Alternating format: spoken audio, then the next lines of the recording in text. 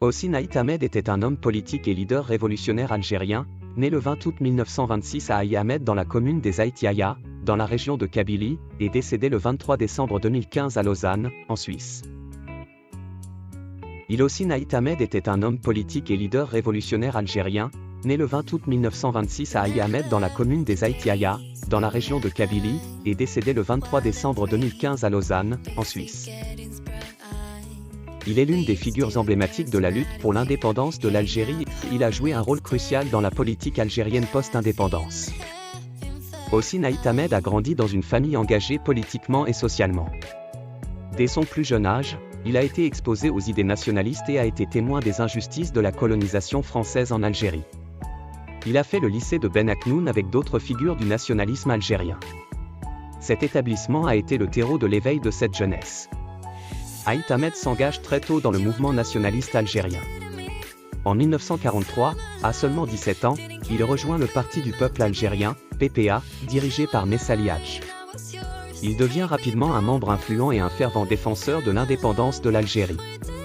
En 1947, il est élu membre du comité central du Mouvement pour le triomphe des libertés démocratiques, MTLD, une organisation successeur du PPA qui a été interdit par le France coloniale. Il a été le deuxième chef de l'organisation spéciale, OS, dont il héritera la responsabilité à l'âge de 22 ans, pour en faire un instrument de lutte, d'organisation et de préparation pour la lutte armée contre le colonisateur français. En 1954, Ahmed est l'un des 9 chefs historiques qui fondent le Front de Libération Nationale, FLN, l'organisation qui déclenche la guerre d'indépendance algérienne, le 1er novembre de la même année. Il joue un rôle crucial en tant que représentant du FLN à l'étranger, cherchant à obtenir un soutien international pour la cause algérienne. Il est considéré comme le père de la diplomatie de son pays qui luttait contre la principale force militaire du monde. En 1956, il est arrêté par les autorités françaises avec d'autres leaders du FLN lors du détournement de l'avion qui les transportait de Rabat à Tunis. Cette arrestation attire l'attention internationale sur la lutte algérienne pour l'indépendance. Cet acte est le premier détournement d'avion de l'histoire. Après l'indépendance de l'Algérie en 1962, Ahmed entre en désaccord avec la direction du FLN, qui l'accuse de dérive autoritaire. À l'indépendance, il fut élu député à l'Assemblée nationale, il a été le représentant de la région d'At-Ouartilan. Il avait milité pour une véritable assemblée constituante et pour le multipartisme. En 1963, il fonde le Front des forces socialistes, FFS, pour promouvoir la démocratie et le pluralisme politique en Algérie. Cette opposition au régime du président Ahmed Ben Bella, plus tard, de Ouari Boumedienne, lui vaut d'être emprisonné en 1964, après 2 ans de lutte armée contre la LN, en Kabylie. Ce conflit fratricide fera plus de 500 victimes. Il s'évade de prison en 1966 et s'exile en Suisse. Pendant son exil, Ahmed continue de militer pour la démocratie en Algérie, critiquant les régimes successifs pour leur manque de respect des droits de l'homme et leur répression de l'opposition politique. En 1985, il se rencontre avec son adversaire politique à Londres pour trouver une solution politique en Algérie.